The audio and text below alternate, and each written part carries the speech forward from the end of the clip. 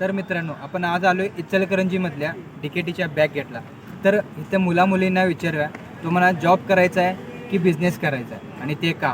चला तर मग गाडी स्टार्ट कर. बिझनेस, कारण माझी फॅमिली सगळी बिझनेसमध्येच आहे, सो मला इंटरेस्ट बिझनेसमध्येच आहे. जॉब की बिझनेस? जॉब क्यों? 9 to 6 job and no tension. Business.